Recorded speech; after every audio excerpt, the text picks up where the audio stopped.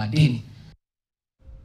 Serikali imehimizwa kuwa na takwimu za watoto walio na tatizo la kupasuka kwenye kinywa na mdomo ili kuwawezesha waathiriwa kufanya upasuaji mapema ili kurekebisha hali yao. Kulingana na mwenyekiti wa bodi ya hospitali ya rufaa ya Chuo Kikuu cha Kenyatta, Profesa Olive Mugenda, upasuaji mapema unafaa pia kufanywa kwenye hospitali ambapo ni rahisi kupata habari na maelezo kuhusu watoto wanaozaliwa wakiwa na tatizo hilo.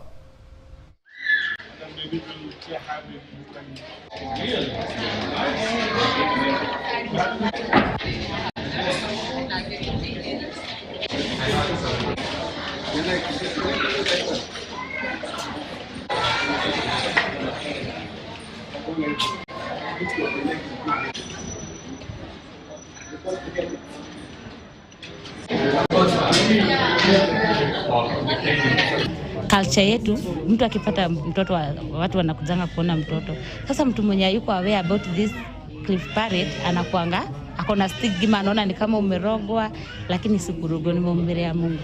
Challenges za cleft palate ziko kwa sababu hata ukiwa shule utaona watu wanakuongelelea, mwingine anakuangalia sana, lakini unajipea nguvu tu.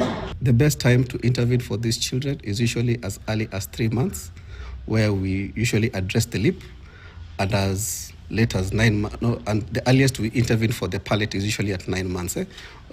Other medical factors considered.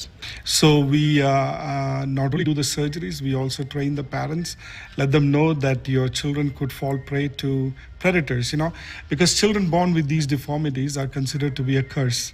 Nobody wants them. They're not given proper education, no schooling. And so because of all those reasons, they are ostracized and isolated from society. I would like to urge the government to have a system of identify these children who have got these disabilities, especially the cleft palate, where they are not able to talk, they are not able to eat, they need a very poor quality of life. Have a database so that we can systematically support them. The reason why I'm making this recommendation is because a lot of them in other countries, when they are treated, they are